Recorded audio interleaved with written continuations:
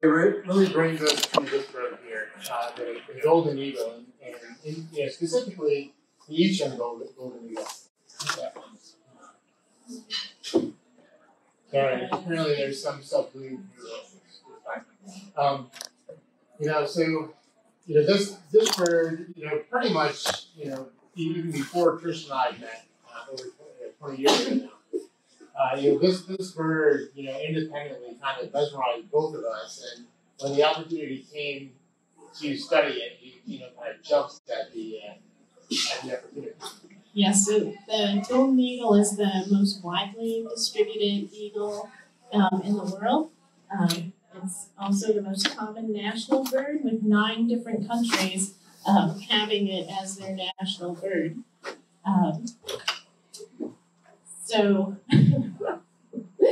It's I can't even begin to tell you how many studies there are on golden eagles, and it wasn't until recently that the eastern populations kind of got its due with the studies. So first, want to give you a little background. The eastern birds, they basically occupy the eastern part of the country during migration and winter. So they're here, they start coming down here in about September or October, and they spend the winter, and the latest ones don't leave until about May.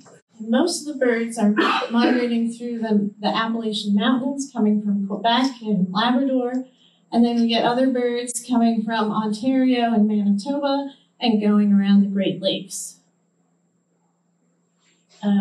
They breed in a variety of habitat, tundra, taiga, boreal, and mixed temperate forests. And they'll nest in either trees or on cliffs. And when they're down here, they spend the winter in forests and wetlands, which is quite different from what we think of these western birds in open sagebrush and such. And they love to eat a variety of things, including waterfowl, waders, hares, corvids, and one of their favorite foods during the wintertime are turkeys. So this is a video from Tennessee. It was actually a turkey bait site. And they had a camera on there. Can you see? Because you can move it.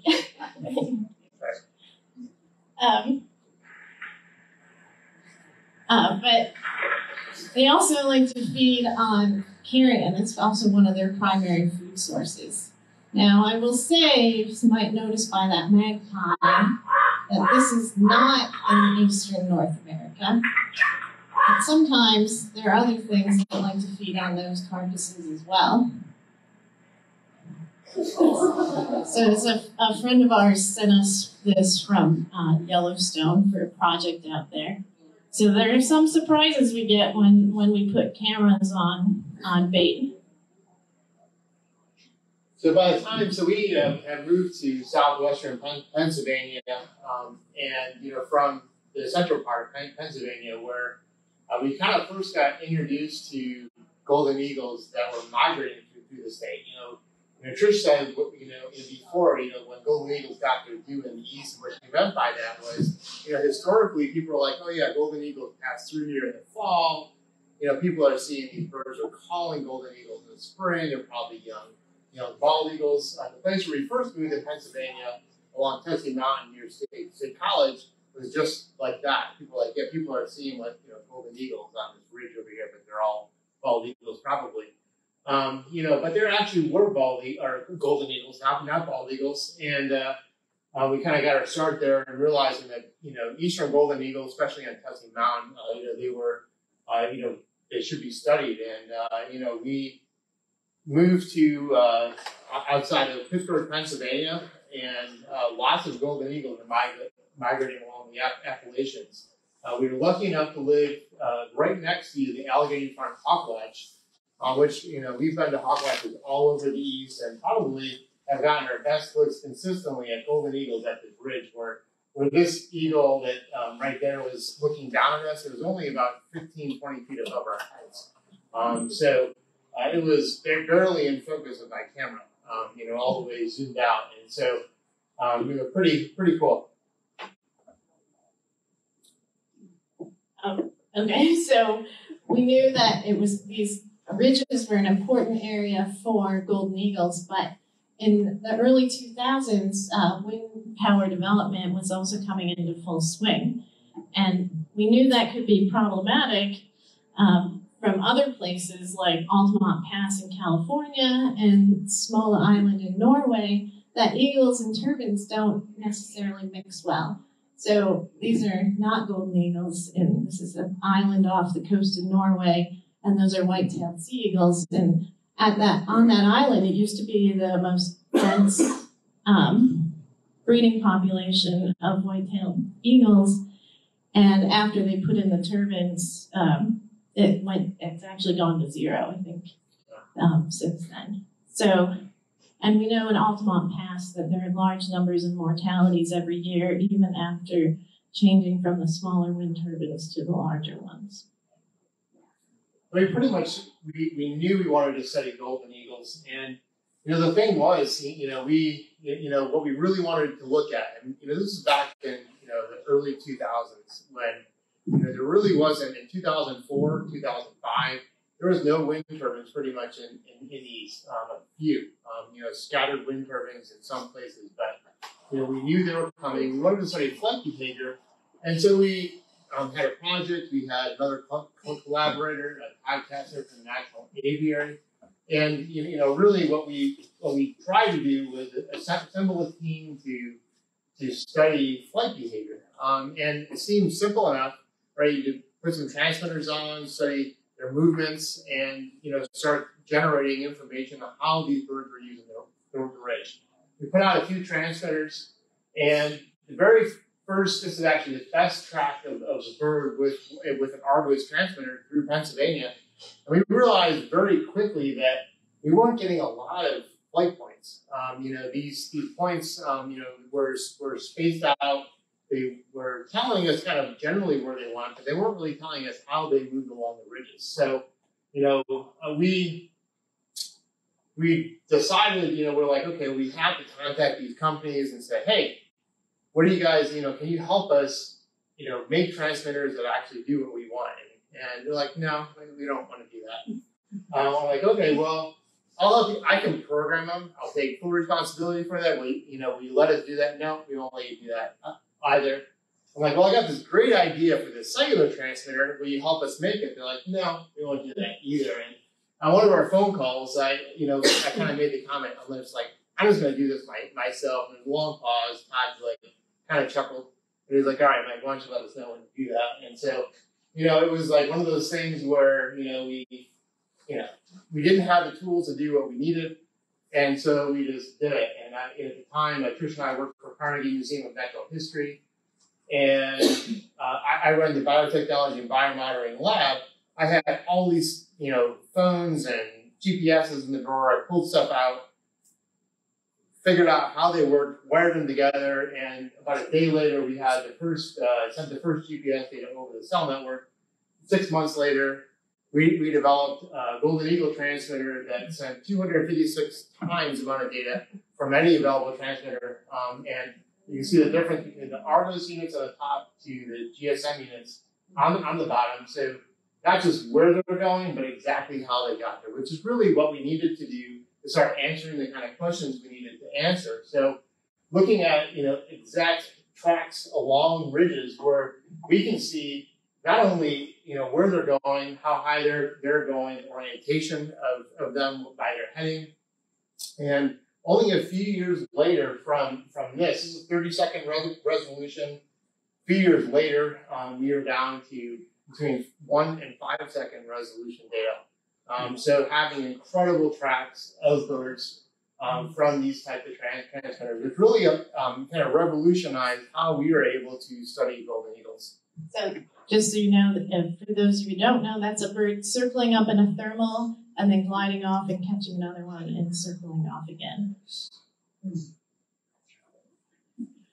So a really important part of this project was that we first needed to start catching the birds. And we first started during migration while we were in a blind.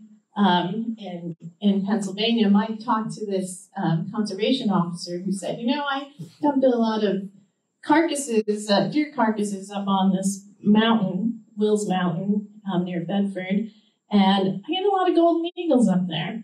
And we thought about that, and we thought, well, maybe that's the easier way rather than sitting in a blind during migration and trying to catch them. I mean, we were successful, but we had to spend a lot of time trying to capture birds. And so what we did was... Yes, well, I mean, what exact words to us were, I really dumped a lot of deer up there, so you might need a lot of deer. We took it very literally. This is over 100 deer in this pile. And it was funny, we turned it into the local roadkill deer that crew. We actually had the guys for the official job.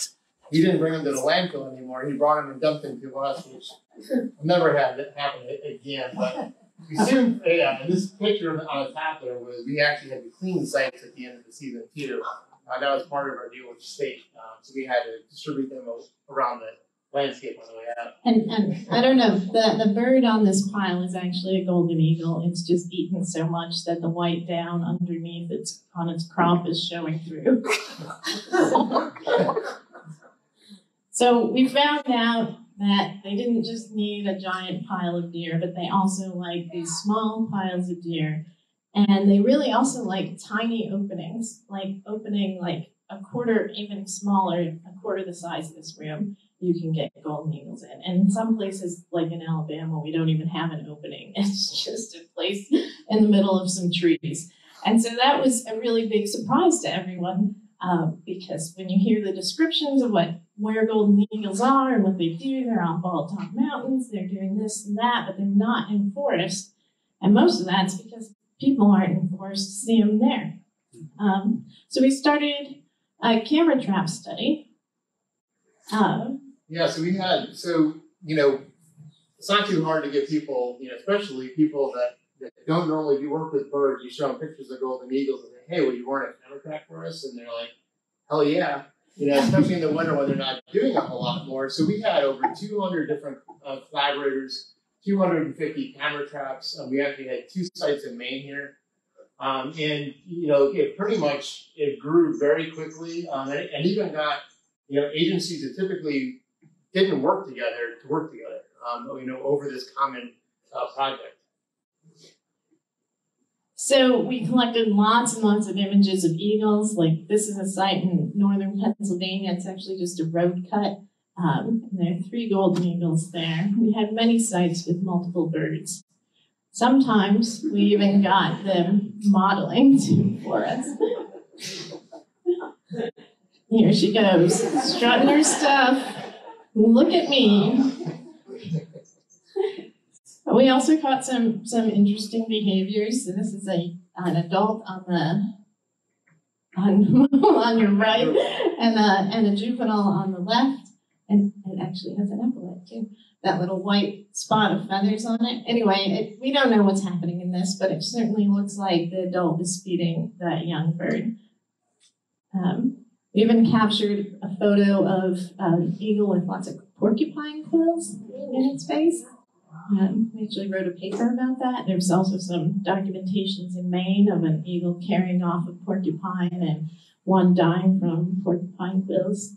So we captured some interesting things like a red tail came in and killed a crow, and then the eagle came in and flew off with that crow and then ate it. So this is one of those things. Corvids are often found in nests in Quebec. So I think they're commonly eaten by these guys. So we didn't just get golden eagles, we got lots of bald eagles. We got interactions between goldens and balds, and you never honestly knew who would win. We always wanted the goldens to win, but sometimes the balds win too. We didn't just get eagles, we got all kinds of species, all kinds of raptors, including great horned owls, barred owls, red tails, even this leucistic red tail. Rough-legged hawk, even a red shoulder, surprisingly.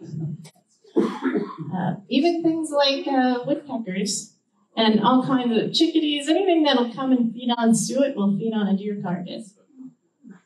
Squirrels. I don't know if you can see this. There's a bunny right here. She's probably eating like something out of the guts or who knows. And then even mice. So I don't know if you can see mouse here. There. This one, oh, that's ermine. Yeah. We had lots and lots of bobcat pictures. And I don't know if you can tell how many bobcats are in this picture, but there are actually 4. That's a dead raccoon, but there are 2 in the back, 1 on top and 1 on the lower. All right. And even a bear or 2. And fishers were very common, as well as coyotes and skunks. And this isn't just any skunk, that's an eastern spotted skunk. And this project actually started off a whole new project on baiting for eastern spotted skunks. And they were, long story short, they even had been thought to be extirpated from Pennsylvania. And after running camera traps in Pennsylvania, they found them again. And they found a lot in West Virginia as well. So sometimes they'll surprise you. So this is a guy, Chuck Wagney in West Virginia. He runs skunk camera traps and eagle traps. And he went to go check the skunk camera. And you look at the time of this, 16:10. 5 minutes after he left, there's a golden eagle on that big site. So we didn't just run camera traps. People would send us photos. We're still getting sent photos. I got one from the Pinelands in New Jersey just recently, too. This is a bobcat cached some meat underneath this brush pile, and guess who found it? Now, look how big that bird is, probably a female. You compare it to that bobcat. She could probably eat a bobcat if she wanted to. It might be a little dangerous. And sometimes, I just wonder what's going through their minds when they're looking at that camera. So, yeah, so an interesting thing, if you look at that, so we sit at a lot of deer carcasses, and one thing is golden eagles walk the bait all the time. And, we'll talk about this in a little bit that can get them into trouble. But, they do look kind of comical. They are kind of like a weird turkey, kind of strut as they go into a carcass. But it's pretty neat. They do a lot of walking, a lot more walking than you might think. Yeah, they also will sometimes just make sure it's dead and put it. This one's wondering what the camera's doing, but I can put it here. I think it's dead. It's kind of like a hunter that cooked the item and it's dead. So in order to put telemetry units out, we need to trap them. This site is actually a site that they didn't think golden eagles were at. This is in Alabama. They said, yeah, there's no golden eagles in Alabama. This site was the first site that got regular, the first site we baited in Alabama. Also one of the first sites we trapped at, the first site we trapped at. And that's a rocket light. It's called a net launcher. And it's very, very quick. They come in, we let them feed, make sure they're centered, make sure their head's down, and then you run out and get them. And pretty much, and you notice I'm not wearing gloves. We don't handle eagles with gloves. Gloves can, you can't tell how hard you're holding something with gloves. So we, both of us have been handling. I've been handling raptors since I was 12 years old. Trish, since she was younger too, and so we both have a lot of experience handling raptors, and so it's safer for the bird and for us. And you can see how quickly they come out of these nets. They go over top of them. They're not hurt. And they're pretty much like a big baby. They don't struggle, and you bring them in and the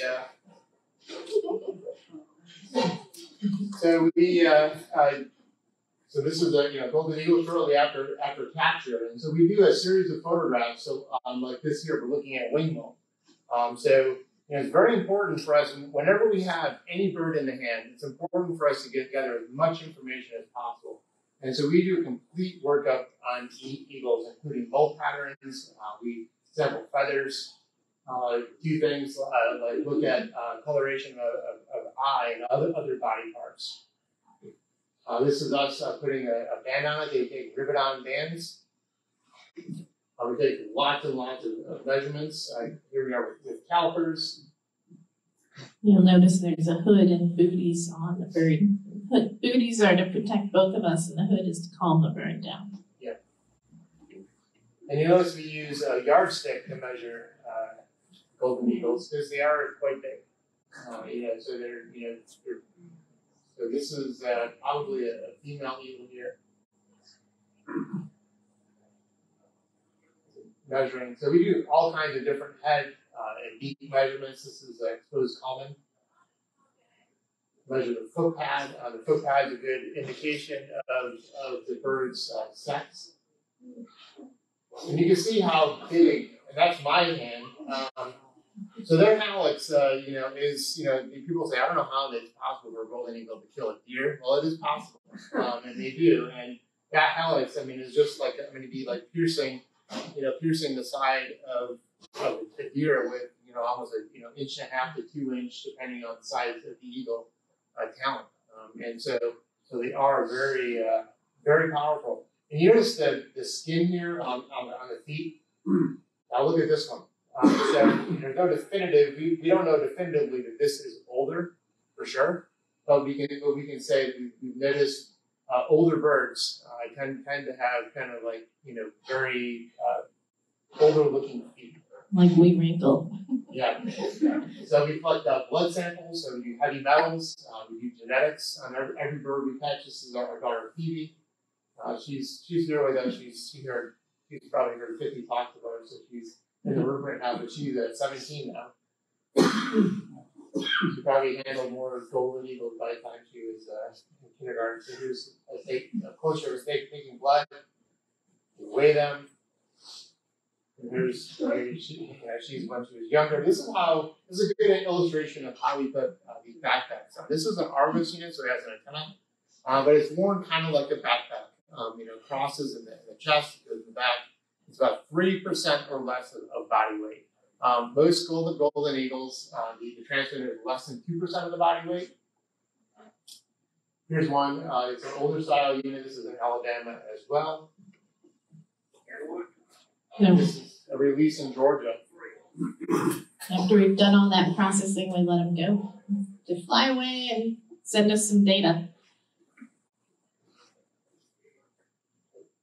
So we started this tagging birds in 2006. You can see the progression of data over the years.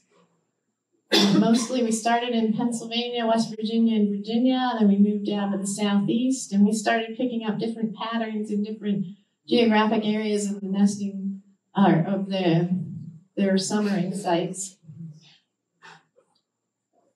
And even what I don't have on here is 2023. We actually caught a bird in Arkansas this year that went to the Brooks Range in Alaska. So the more birds we've tagged, the more we've found out about these birds, and it's pretty amazing. So just give you some highlights. Many of our eagles have been spotted during migration at hawk watches. So this bird was actually spotted at Hawk Mountain and then again at Wagner's Gap in Pennsylvania. We also have captured many eagles showing up at other camera traps and even the camera traps that we've trapped them at, which can be useful at times. So over 60 camera trap sites have at least one transmitted golden eagle, and that was years ago, so it's probably higher than that. Some golden eagles appear to be rather habitual. So this eagle, she visited the same camera trap as she moved north for 5 years in a row. And one of the cool things about that is we were able to look at mold progression in her and see how she aged, because I believe she was a third year when we caught her. And so we got to see how her pattern, her plumage changed over those years. And so, these camera traps and these bait sites are awesome, but some of these birds, they camp out next to them. Now, I'll say that, so this is the roost tree and this is the bait pile, and that made it very difficult for us to come in on days to try to capture other birds. It's like they talking to one another knew we were there. And so we have to come in cover of darkness and be super quiet and not let them know we were there. But this bird didn't just feed on this bait pile. She actually went out and also fed on other things. We could see that from the telemetry data. And she even had, we picked up a pellet beneath that tree and it had turkey toes in it. So we know feeding on turkey. And one of the this is that pair that was at the carcass, and you saw the bobcat photos earlier. One of the things that bobcats typically do is cache. They not only cache the carcasses, but they'll cover them up. So they don't want anybody else to find them. So they'll put leaves over it and sticks over it. One of the cool things about these eagles is not only were they just hanging around the carcass, they started bringing in branches and set up to cover the carcass. And so, pretty interesting, behavior for golden eagles to be involved in. Certainly the first time we had ever seen this at carcasses. So this was basically, this site is basically on the Alabama border by the Natural Springs Parkway. Right, Mississippi, Alabama, yeah. So we've learned a lot about these birds. Almost all of the adult golden eagles that have been tracked return to the same small wintering site each year. And not just because there's a deer carcass there. But not all eagles follow the same rules. So we caught this bird in Pennsylvania, and then he migrated up north of the Gulf of St. Lawrence on the North Shore there, where he held a breeding area. And when he came back down in the subsequent years, he would go down to Virginia and spend a month or so in Virginia before heading back up to Pennsylvania to spend the rest of the winter. So that was something that we had never seen before. And we don't see that a lot with other eagles. So some of these guys just do their own thing. And you remember the high resolution telemetry. I mean, one of the nice things about that is we really get a glimpse on what these eagles are doing during the course of their day. And we say these are very forest-loving eagles in the east. They're very secretive. This was one of the first birds we telemetered, and we were shocked because we rarely saw them go out in the open. It was in the forest all the time, thick forest too. And so, seeing that, you can see the two times when it was out in the open is when it was flying across the valley. And, they're in thick forest a lot. And this is a typical view of a golden eagle that's not very well hidden. In this, can everyone see the golden eagle in here? It's right there. And this one is not very well concealed. A lot of times, we call them the ghosts of the Eastern Forest for a reason. They stay very well hidden. For a very big bird, they cut through the forest like a goshawk. I mean, they're amazing birds. They use their very long tail, and they'll just tuck their wings. And one of the first birds that we had come in, we're in Virginia. And we got down there, I got this great site for you guys. And we get out there, it's a gigantic opening. We're like, this is too big. He's like, what do you want to do? And I'm like, well, we need a small opening. So we went to the small opening based on that telemetry data. And he's like, this is too small. I'm like, well, and we forgot the camera trap. So we ran back to the camera trap, came back. We had the deer carcass already there. And he pulled up, and there was an adult golden eagle that flew off there. And the surprising thing, he said, it was crazy it was there. But the first time when he trapped there, he was sitting in a blind. He put the blind up in the woods on the hillside, and there was an opening where you could see kind of the more opener. And they're watching out there, waiting for the golden to come in. And he said he was shocked because he looked to the right. It was flying through the woods, came through the woods by and landed on the carcass. And you see that all the time. They're just cutting through the forest. They're just picking up the wings, moving. They don't even flap. They just go down, glide up, perch, and that's it. And they're not flapping at all.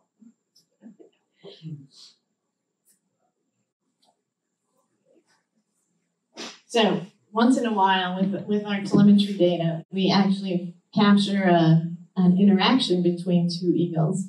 So this is an animation of the movements. This is in Tennessee into Alabama, and we have two birds, one named after Natchez Trace, the other after Coondog Cemetery. We give them names after places where we've trapped them, but you can see them circling up in the same thermal together. They didn't spend much time together, but that was it. So it's really cool to capture that, given the number of eagles out there, that they will capture an interaction between two tag birds.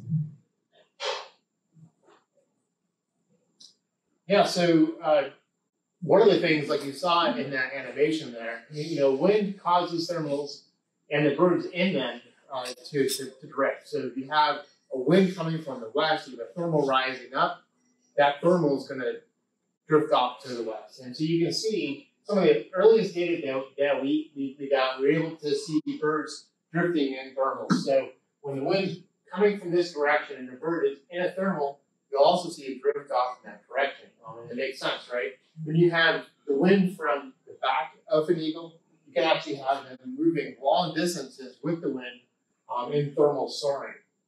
One of the first papers we looked at, some of this high resolution data, we were, this is normal, we were looking at this in relation to wind power development. And so, we noticed three very distinct behaviors with golden eagles. Thermal streaks is when golden eagles get very hot. They get high and they just bounce. They're basically, thermals rising off the ground. Those eagles are essentially higher than the thermal tops, and they're bouncing between thermals. It allows them to move very fast. They're very low risk of wind energy when they're doing this behavior. But this is not a kind of behavior that they can do all the time. This is a rare type of behavior.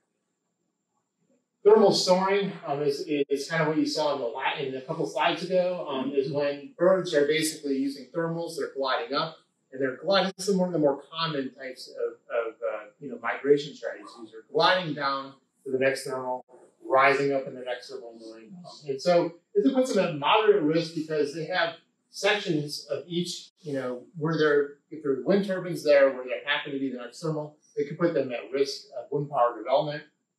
One of the things we're very interested in, though, is what happens when birds are moving along a ridge, like they do in the Ridge and Valley region or other ridges where they're moving low along a ridge. So slope soaring puts them at relatively high risk for wind energy development. And this happens when you have very high winds or other conditions which have eagles that are soaring along the ridges. And some of the earliest data allowed us to get this 30-second data, allowed us to get this kind of data. Not too long after that, we actually integrated accelerometers into the transmitters long before accelerometers were in your phones. We could actually see wing beats. The cool thing about that was that I don't know how many of you guys have monitored your activity with Fitbits or other things, but if you do, you probably have a little screen like this on your phone. Well, our eagles could have a screen like this too. This is a joke, but this is actually all real data. So this particular eagle, 308,000 flaps, 182,000 more than last week. It was probably migrating. We know this eagle was. 1,826 total thermals, 211 miles, 5,700 calories. We could be drinking beer all night long with that. But look at the average restful roosting. That's based on the activity of the accelerometer of when it's completely still. I'm glad sometimes I get slightly more than 2 hours and 13 minutes of sleep, but sometimes maybe they can compete with their friends. How many flags they got to see? They're actually all actual eagles. They're all named after. But in all seriousness, we can use these data to really study in detail flight behavior. And not only flight behavior, but an actual flat motion. These are two flat motion from balds and golden eagles. And, you notice, so what you're seeing there is actually motion of the wing. And so you can actually see here that the bald eagle has deeper wing beats. And as far as we're all birders, right? So, one of the cool things here, if you look down here, and the accelerometer here shows that most of our bald eagles end on a downstroke. Most of the golden eagles don't. They end on an upstroke. So if you're seeing an eagle flying along at a far distance and you see them settle out their wings, it's probably a golden. So it's pretty cool. So now we're going to talk about migration patterns.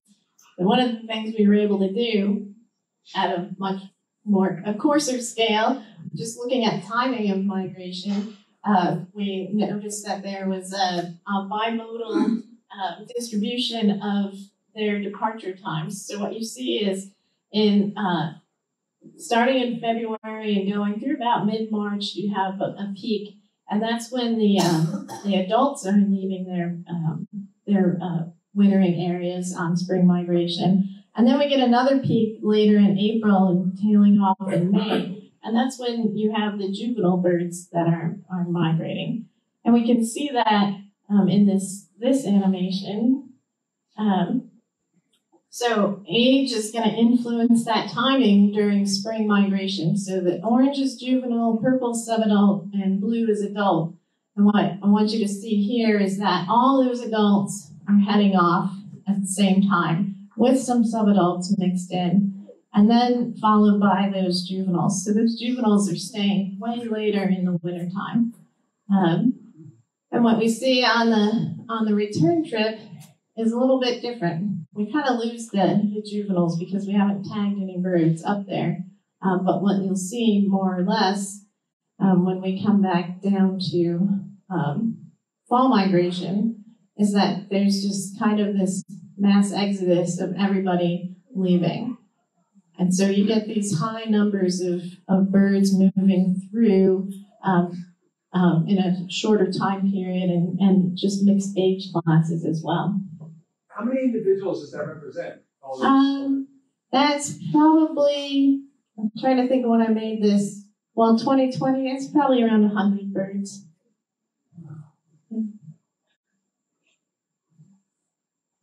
There you go. So one of the reasons we have hawk watches where we have hawk watches is because of leading lines. So leading lines influence where these birds are going. So in this example, we're looking at birds coming out of Alaska and Canada, and they migrate in a broad front kind of down the edge of the Rocky Mountains. And they do the same thing in the spring, they migrate back up. At a finer scale, and this is the ridges of Pennsylvania, and that star is Tussey Mountain that Mike was talking about earlier. At a finer scale, these leading ridge lines concentrate eagles at very specific points. But not only ridge lines do that, but lake lines as well. And what's interesting about this is the blue is the spring migration, and orange is fall migration. So in spring, they're concentrating, they get bottled up on the southern shores, and then in fall, they're getting bottled up more on the northern shores. So they're hitting those shorelines, and most of them don't want to cross, and so they'll follow the shoreline down, and in this case, go by Hawk Ridge and Duluth. And then we see this really cool pattern. This is the Gaspé Peninsula in Quebec, the Gulf of St. Lawrence, and all these, we get these birds trapped on the Gaspé Peninsula. So in spring migration, if they go a little bit too far to the east, then they're getting stuck on the peninsula, and they'll do a lot of moving around and circling around, and sometimes they'll start to cross and turn back, and in some cases, at least 2 cases, we've had birds die as they tried to cross the Gulf. So it's not a safe thing to do, but some of them do get stuck up there. In fall migration, in the orange lines, they get stuck on the north shore, but they don't cross because they don't need to. Most of them are wanting to go to regions further south. So also these migration routes seem to be learned. I don't know if this will play. This one didn't work very well last time. But first, your birds have little knowledge of the landscape. They kind of have a directional motivation when they're moving south. But when they're moving north, they have to try to find that. And I think this bird wanted to go through Michigan, to go up through here. But she just couldn't find that. She first went up here to Cleveland, she turned back around, and then she went up to Chicago. It's like, oh, I don't want to go through Chicago. That's horrible, just like the rest of us say. Then she came all the way back down to where we trapped her, and she ended up coming and going up this way through the Appalachians, and ever since that migration, she continued that pattern. And she went up, she actually got stuck in the Gas Bay, but she came back down, and she went back down to that new wintering area in Virginia. And she did that for the next couple of years until she died crossing the Gulf of St. Lawrence. So. And we don't know what happened, if it was the crossing, or there's also other dangers like bald eagles that are known to drive goldens into the water. So why can't they fly across the water? They can, they just, they prefer not to because they have to use a lot of energy to cross the water. And so maybe on a perfect day when they can get really high up and soar across, they can do that. But if they don't have really good conditions, then they'll tend not to want to cross and want to go around. And this is actually in the whole wind energy development. So a project we just got funding to work on is looking at these movements, these concentrations along the shorelines, because actually one of the places where a golden eagle was killed by a wind turbine was in the thumb of Michigan. And they do, in that thumb, they'll do this circling like you see they do on the Gas Bay. So those kinds of areas can be problematic, and not just for golden eagles, but other birds are probably doing the same thing. Is there a small population breeding on the Gas Bay too? Or? Yes, there is. Yep. I was going to say, too, just really quickly, in the slide I showed you about the flapping and all that, one of the things that we know, too, is bald and golden eagles are very morphologically different, whereas bald eagles are kind of built to go, for open water crossings, and golden eagles are not. Right. That's that'd be a whole talk in another Yeah, golden eagles primarily like to soar. They don't like to flap if they don't have to do. Yeah. So this is kind of out of place, but one thing that we do see is that when they have perfect conditions, like Mike showed you, when they have a tailwind and they can get pushed in the direction of migration, they can travel very far distances. In this case, on the same day, it must have been awesome for these birds. Two of them traveled very far, one 528 kilometers and another 447 kilometers. Now, we tagged a sharpshin last fall in Cape May, and this, at its return migration in spring, it went from eastern New Jersey, western New Jersey to just outside of Boston, and just under 7 hours. So when you have these perfect conditions, not only golden eagles, but sharpshins and all other raptors that are soaring species can make an incredible time heading north or south.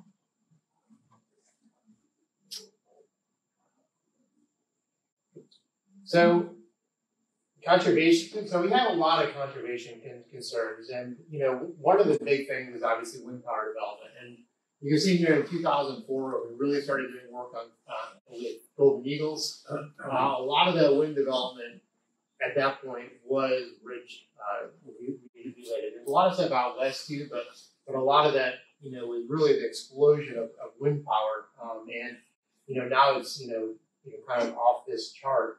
But one of the things that Trish did very early on is actually do habitat models, so we could help guide if there was going to be wind power development, try to help more responsible wind power development. So she looked at the overlap between our eagle data and wind data, and was able to model like a bad spot to put wind turbines and better spots to put wind turbines. Yeah, in this case, the little black stars are wind turbines, and the red means it's bad. Yeah, so, and obviously it goes without saying that, there's, consequences for developing these high ridge tops that also eagles are using for migration. They're also using them for wintering and roosting areas as well. But specifically in our study area in central Pennsylvania, we advise against a lot of wind power development on a lot of these ridges for that reason. And just to point out one thing, it's not just mortality, but it's pushing birds out and reducing the available habitat to them as well as you develop these. And that doesn't just apply to golden eagles, but all other species that are using that. And so you noticed earlier that golden eagles like to feed on deer carcasses. Well, most golden eagles that we've captured, and actually others that have been exposed to lead from ammunition, and this just shows if they weren't exposed, they'd be down near zero. But most birds are above 5 micrograms per deciliter in their blood, and some much higher. And so there's some issues with using lead ammunition. And so my organization, we promote the use of voluntary use of non-lead ammunition through voucher programs. We have one starting up in New York this year. We're going to be giving away around 15,000 boxes of non-lead ammunition to help golden eagles. And we had a paper come out in 2022 that showed the demographic implications of lead poisoning in eagles. And basically, golden eagle populations nationwide are suppressed by 1% annually through from lead poisoning.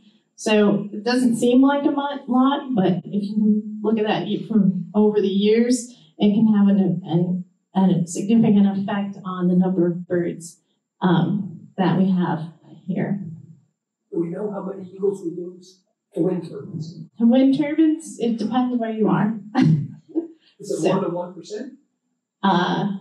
Well, actually, non-lead, I don't know what the population level effect is on. I mean, in some places, like in Altamont, they can kill over 60 a year, and some places in Wyoming, you're going to be looking at much higher than that.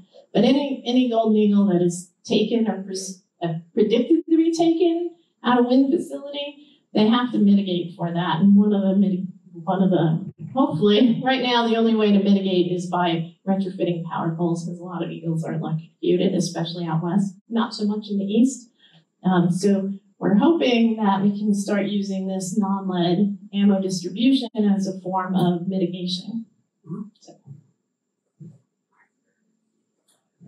Yeah, so you saw that picture of the golden eagle walking into a carcass, and this is not only golden eagles, unfortunately, get caught in snares. Bald eagles do as well. This footage is actually from a lake hold trap.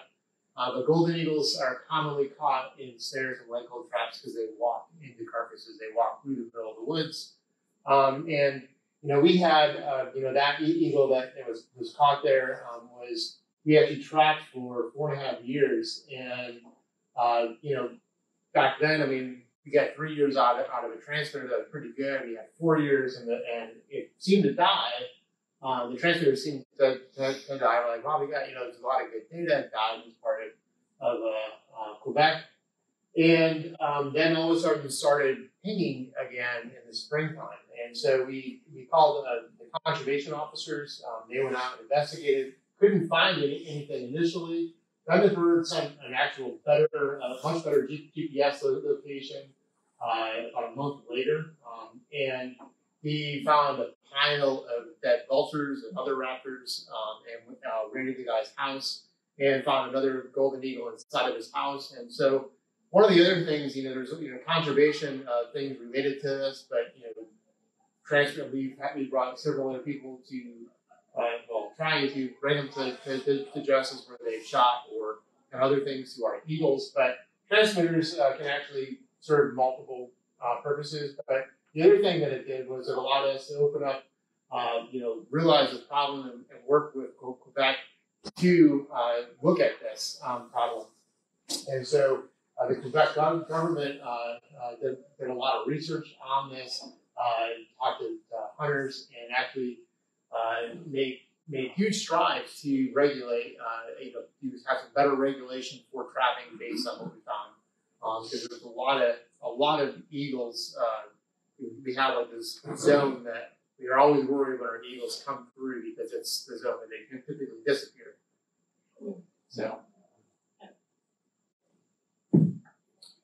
So with our collaborators in 2010, so after several years of doing this, and you might this picture on the right here, that's Rangeley actually. One of our Eastern Golden Eagle working group meetings was here.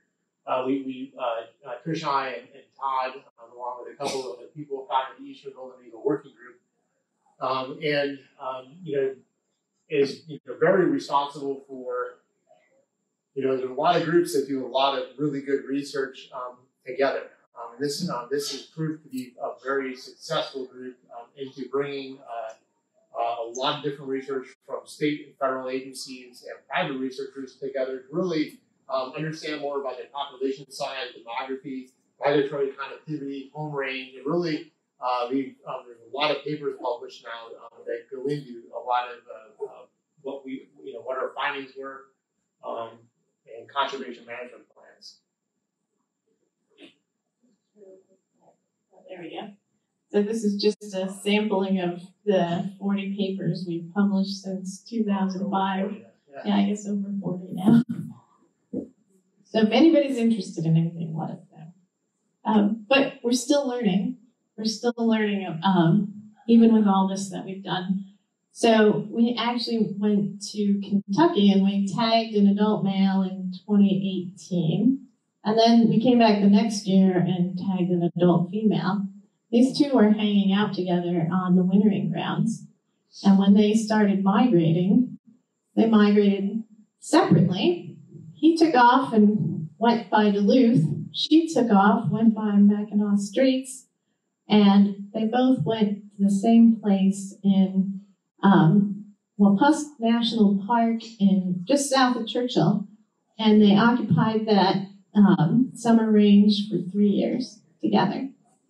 And now he disappeared in 21, and she is now hanging out with a new male.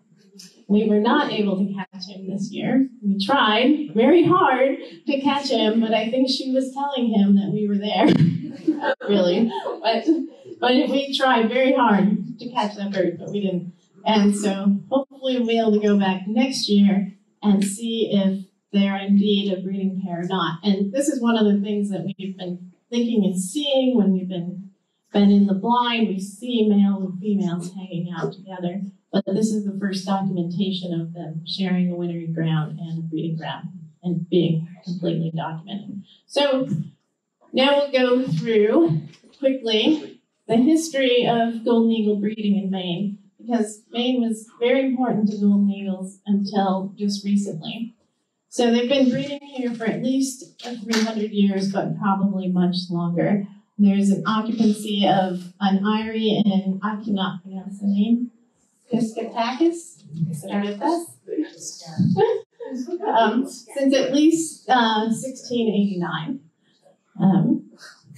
That's a long time. So these eyries are very important places, and they just get used by subsequent years. The majority of known nests in Maine were on cliffs, but there was at least one in a pine tree. So from 1980 to 2000, there were only 3 young fledged from 2 eyries and 18 nesting attempts.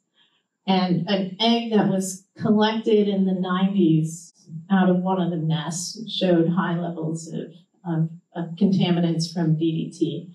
And Maine birds feed a lot on water birds, and that's probably the source of that DDT.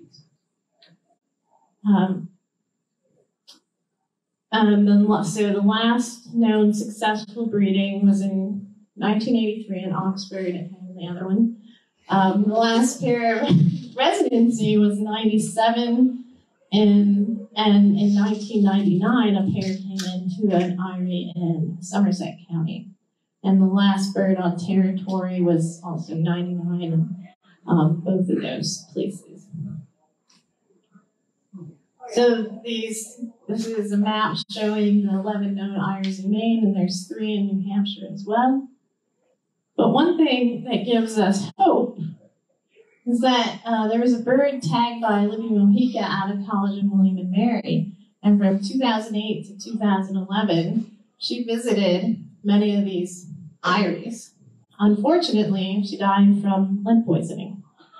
So, but we have a lot of golden eagles. These are our tag birds that pass by these eyries. So it's not unthinkable, given the long occupancy over the last hundreds of years, that at some point in the future, if things are looking good and we haven't, there's enough birds looking out and around for a new place to breed, that we could wind up with birds back in Maine's eyries. But we also need to protect those eyries and make sure that they could be occupied and that there aren't things like wind turbines right next to them when they're built. But probably the source population would be those birds in the gas bay. So, oh yeah, that's my slide. It's showing you that. So. Yeah, as we close here, we'll close with a golden eagle from northwestern Arkansas, which also doesn't have golden eagles. We spent a lot of time in blinds and spent a lot of time watching golden eagles, these 2 golden eagles that were sitting in front of me for quite a while. I got to watch over several days together, and also watching turkeys and other things, but some really nice long time to get to sit there and observe golden eagles. And just for those of you that don't get to see golden eagles kind of out in the wild like this, it's a treat. Golden eagles, when you see them kind of interacting in the forest, a lot different than when they're just flying over your head during migration. So.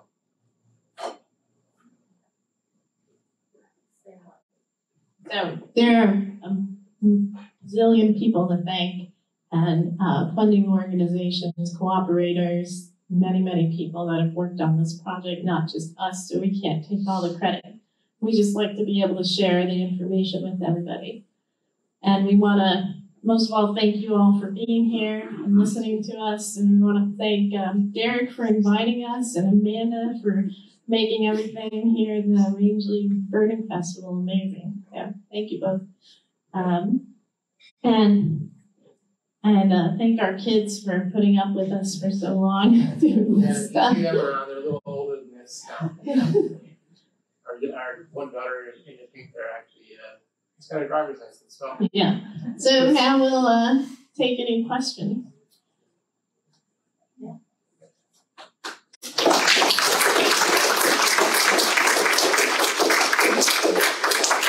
You see this camera up here in Western Maine, where's that? Jason can answer that. North of Little Kennebago Lake. Yep. So I saw a lot of action around that area. So That's awesome. that's good. Yeah. We're actually hoping to get funding to start some tagging here in Maine too. So cross your fingers that they approve that. Anybody else? Yeah. Yes. So you guys created this really cool new technology that's much better than what other people have been using. Is this technology being used to study other species now, or? Yeah. So the question was, Mike created this awesome new technology. Are other species being studied with it? I study other species. We study ravens and bald eagles, condors, Frisianus hawks, but other people, and we actually put them on a bunch of different raptor species this last fall: red tails, red shoulders, Charvies and Coop. Yeah, and I started a company, basically I took this technology, I patented it, I started a company that does this worldwide now. We track birds and other wildlife all the way to sharks and other things. Do conservation projects all over the world now and are in every continent and have transmitters in every country in the world now doing this. So it's kind of neat on a professional level. I get to work with researchers all over the world. And also, a lot of them are in the same boat that I was in. They're like, we've never done this before, can you help us do it? I have a hard time. I have a soft spot for that, and so we often Can't say no. So the habitat, there's summer habitat that's mostly up in Labrador and the east. What's the furthest southern habitat where they just don't pass through, they stop and actually spend the season? So the question was, what's the furthest southern habitat that they spend the season in? So the summer season. Yeah, summer season. So that in the Gaspé Peninsula is the furthest south known breeding areas right now. So that would be a mixed temperate forest. That answer your question? Yeah, do they seem to be getting pushed further north? There's no evidence of that so far. Yeah. I mean, other than them being extirpated from the northeast, but we don't, I mean, that's probably a combination of habitat change, loss of some open areas. A lot of the forests around here are very dense. They do breed in areas like this in Sweden, where they have a lot of bogs and a lot of forestry going on that creates some more open habitat. But while they utilize forests in the winter, think of those as leafless forests that they can easily see, and the forests aren't quite so dense where they're using them.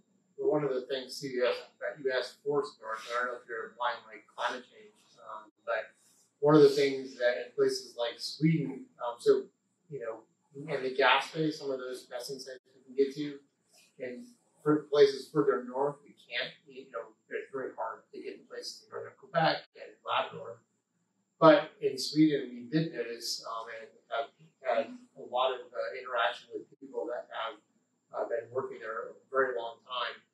Insect populations have been shifting when they're coming out. So you have really high loads of things like black flies and other biting insects that have forced eagles from their nests or killed eagles from basically sucking them dry. So there are other forces at work here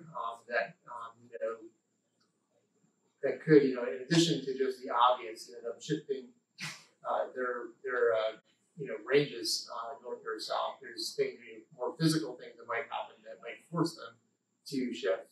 We haven't documented that yet in the eastern United States, but we also don't have the same kind of data as they do in other places like Sweden. So. Yes. Are similar studies being done on the golden eagle in the western states, which has a very different habitat from the eastern? Yeah, so the question is, are there similar studies going on in western birds? And actually, there are a lot of different studies going on in western birds, some of which I participate in. We study birds, and Mike also, we have some bird studies in Alaska, Wyoming, California, and some of the California stuff is very interesting. And the Mojave, like because of the extended drought, there's been next to no breeding for the last, 15 years or so. So not a lot of birds coming out of those populations. Although this year we have birds in Nevada that we've tagged, and those birds appear to be breeding this year. So hopefully the rain helps them out. Oregon, Washington, I think. We don't have anything in Oregon, Washington, but I've actually Watson. There is one in Washington that was going on. I have to think of the name. One of the important things I'll quickly mention is that these long cycles. Remember, golden eagles take 5 years to get the breeding age, and you have things like lead poisoning and other factors that give a 1% or so reduction every year. You start thinking a long-lived species like golden eagle. It takes a long time to build build up that breeding population. And when you start using birds, you start, it's not like a small songbird which can migrate back and breed the next year. They have, songbirds have bigger fleshes than goldens, and, can get the breeding age much sooner. So that's something else. Yes. So what's been the response of the development of wind farms? Have they changed where they might place them? So the question is, what has been the response of the wind power companies? They are not very receptive. Let's just say that. Although, with build out, the expected build out over the next 30 years, or actually less than 30 years now, they're going to have to start paying attention because, especially in places like Wyoming, where they're putting up turbines and the number of birds they're predicted to take out there is just absolutely astounding. But we're still built on ridges also. They're built kind of where the wind is, so they can be in not necessarily on ridges. Some are on ridges, some are not. Some of it just varies. Yeah, plateaus, places like that. Yes. When you're testing their feathers, do you look at mercury accumulation?